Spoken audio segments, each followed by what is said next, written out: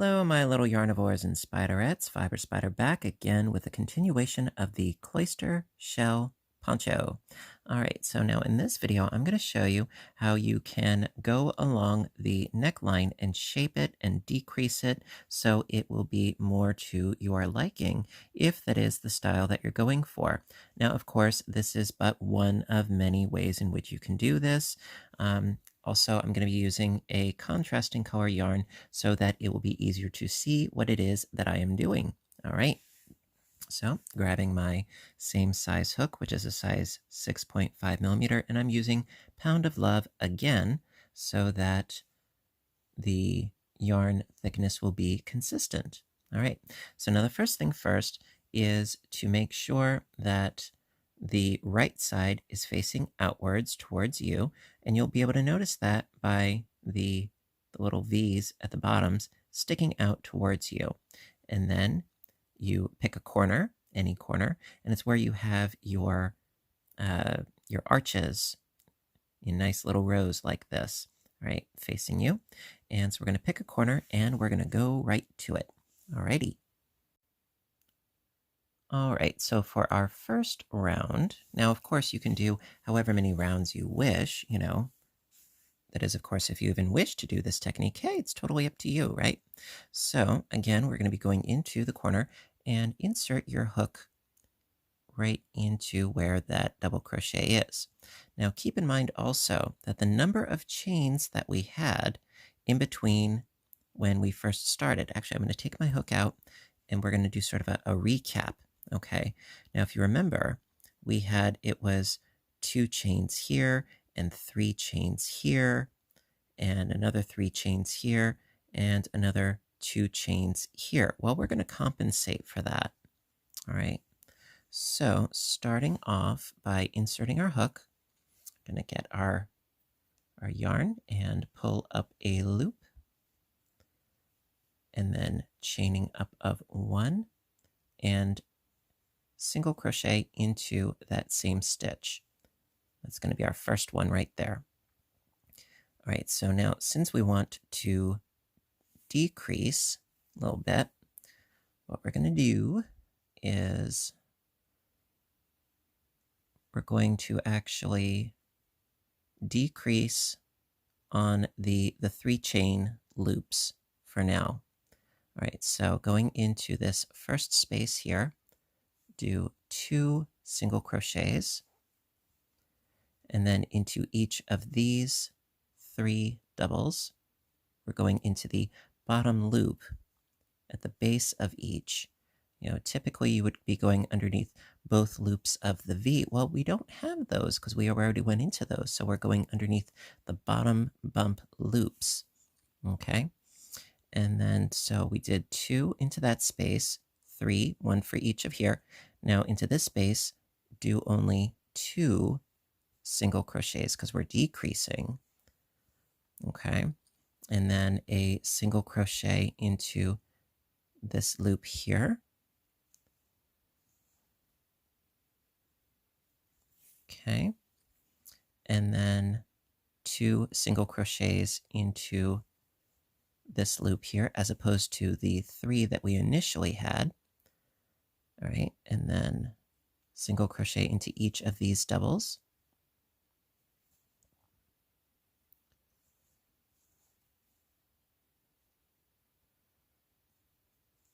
There we go. And then 2 singles into this space. Right now, into every chain space, we're doing 2 singles. And that's going to start the path of our decreasing. And this is something, of course, that you can totally fiddle with, however it is that you see fit. But this is what worked for me.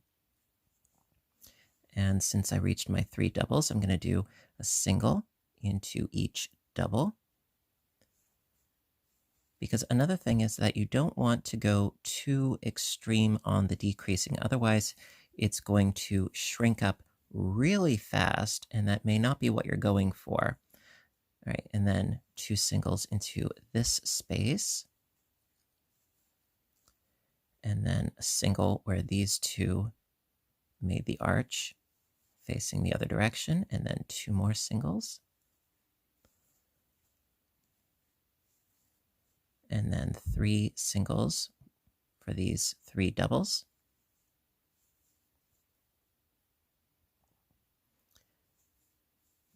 With this sort of shaping, it's part personal preference, part finagling, part experimenting. And then I reach the next space, so 2 more singles into that space. And then another single where these 2 join. And then 2 more singles. And then 3 more singles for these 3 doubles.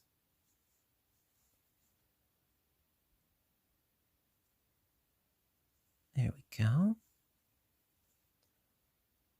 And each round, we're just going to decrease a little bit more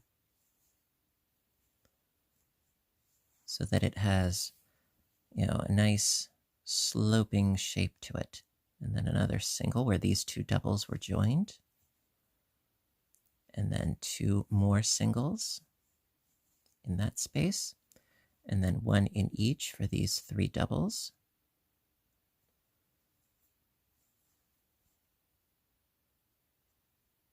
I don't know if this quite constitutes as a tutorial. It's more of a technique of, shaping and dealing with,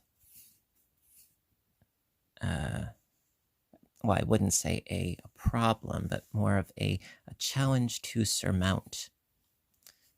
And if I can help you, well, by all means, I'd like to. So we've reached another chain 2 space, so 2 singles. And then another where our doubles came together, so that's another single.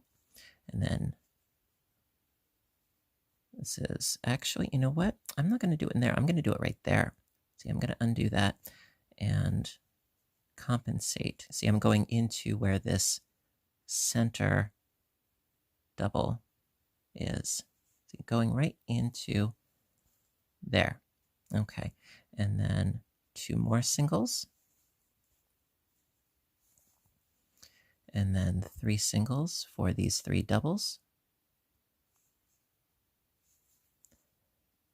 And after this round, if you find that it has been decreased enough, what you can do is just do a round of a single into every single crochet and sort of even it out a little. And give it a little bit more height as well. Okay, and there, and there, and there. All right, and we're almost there. We're almost to the place where we started. And then 2 more singles into this space. And then, last but not least, also don't want to get our tail all tangled up, into that first single crochet that we made, slip stitch into that single crochet. There you go, and that is the first round. Alrighty, and we shall continue. Alrighty, so for the second round, I'm going to start by chaining up 1 and doing a single crochet into that same stitch. That's going to start us off on our journey. All right, so now we're going to take a bit more of a proactive approach. And so into these 2 singles, we're going to stitch them together with a decrease. So going into the first and second, like so, and then pull through all 3. And then we have our 3 stitches from the previous 3 doubles, so go into each of those. 1 and 2 and 3, and then we'll decrease again. So pull up a loop, pull up a loop, pull through all 3, and then we'll go and do a regular stitch to even things out a little. and then decrease again. So pull up a loop, pull up a loop, pull through all 3, and then we've got our 3 doubles again. So 3 regular single crochets, 1, 2, and 3, decrease again, pull up a loop, pull up a loop, pull through all 3, do a regular single, and then decrease again, pull up a loop, pull up a loop, pull through all 3, 3 regular singles for these doubles that we crossed over.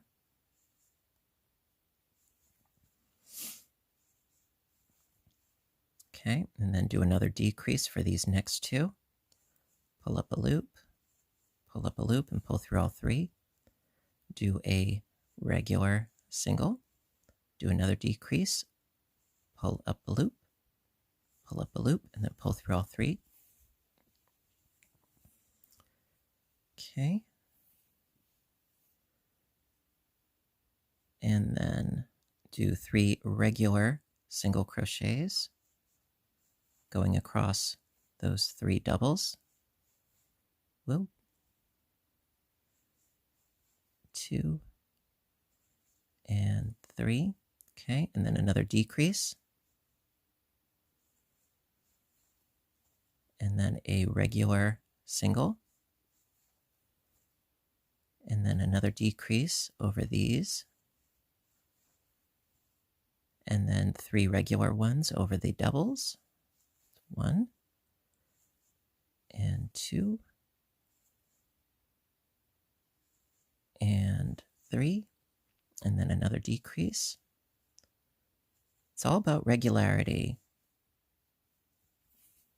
Okay, and then, so we did that decrease, and then we do another regular one, and then another decrease. There we go.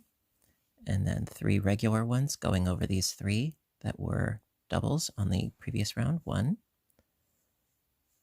2, and 3. And then another decrease.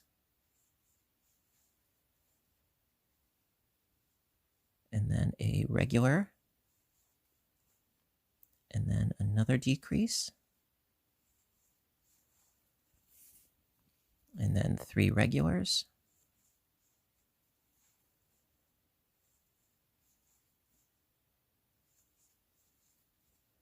And then another decrease.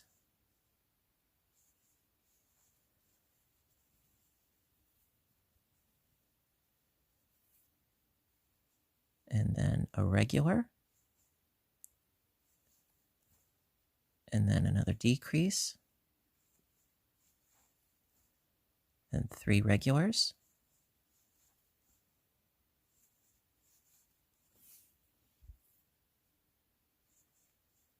There we go. And then 1 more decrease. Okay, and we have come back full circle. So slip stitch to that first single crochet to finish the round. And then, of course, what I would totally suggest is fit this, at this point, fit this over your head and see, does this work for me? Or should I keep decreasing? If you were to keep decreasing, a little tongue-tied, it might be too small. I figure at this point, this should do. And then I would suggest, after this, to do 1 more round. If this is where you're comfortable with, I would say do a chaining up of 1, and then single crochet into that same stitch to start you off, and then do a single crochet into each stitch all the way around.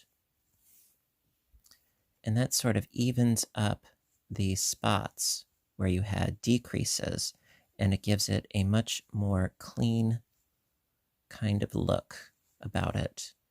At least I think so. A bit more homogeneous, a bit more, straightforward. Also, the thing to keep in mind, and this I have noticed, that if I had ended my project after doing those decreases, then it doesn't quite read the same as if you did this final round, because this will tighten it up a little. So after doing this round, definitely, try it on again just to be sure, and I know that it seems as if I'm being a little bit vague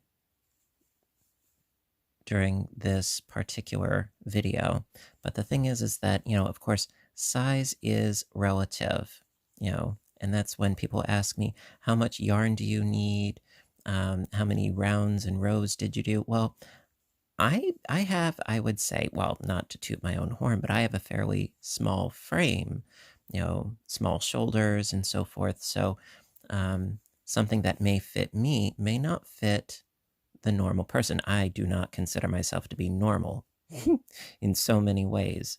So generally, I don't like to say, that you're going to definitely need X number of skeins of yarn and do X number of stitches, because we're all different. We're all different shapes and sizes.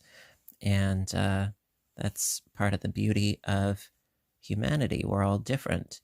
Now, of course, this size opening for a head opening, a neck hole, may work for some. It may not work for others. I mean, also, I have kind of an added advantage. I really don't have to worry about, a full head of hair, because not that long ago I shaved all of it off. So that's kind of an added bonus for me. But, if you have a bouffant, I believe is how you pronounce it, a bouffant, that might be a problem for you. So to each their own. So I've reached the beginning. So again, slip stitch to that first single crochet, pull out your loop, snip your yarn, and voila, you are all done in theory. Again, if this is what works for you. But like I said, we are all different shapes and sizes. So do what works for you. And hopefully that this neckline, this decrease, will help bring it, bring it together a little bit, shape it, give it a bit more cohesion, and it won't fall off of your shoulders. All right. And so let me lay that out for you. Okay. Yeah, so as you can see, it creates some nice shape, gives it some cohesion, gives it a nice finished look. I mean, of course, I wouldn't necessarily use pink with gray in that same way, but you can really see how it brings it together. So listen, I really hope that you enjoyed this secondary part of the tutorial. I hope that you found it helpful, not just for this particular pattern, but for any pattern where there's some shaping involved. Because a lot of them don't necessarily say do X, Y, and Z, and you're sort of left to your own, your own devices. And it's all about trying to help you and give you some little, little tricks and tips. Now, another thing that you could quite conceivably do, which I didn't do, but you could, is instead of doing single crochets as I did, you could do double crochets. So you would start, by chaining up 3 and then doing, instead of single crochets where I did them, do double crochets, okay? And then perhaps do a front and back post 1 by 1 ribbing in order to create a ribbed collar. That could be interesting. Another thing that you could try doing is, instead of going all the way around and around and around, go back and forth and back and forth to have an open collar. There are options. I'm just sort of, off the cuff, no pun intended, off the cuff sort of coming up with, alternatives. I mean, this is just one example of many that you could use to finish up your piece. And I hope that you liked it. And if you did, please, give a little thumbs up button down below because I appreciate your support more than you know. And, if you haven't done so, hit subscribe because I do try to post often, whether it's crocheting or knitting or audiobook narration or my other YouTube channel, Fiber Spider Games. Would love to see you there too. It's a lot of fun. And until next time, I want all of you to stay inspired, stay caffeinated, and above all, stay stitching. I love you guys, and I'll see you in the next video. Bye for now.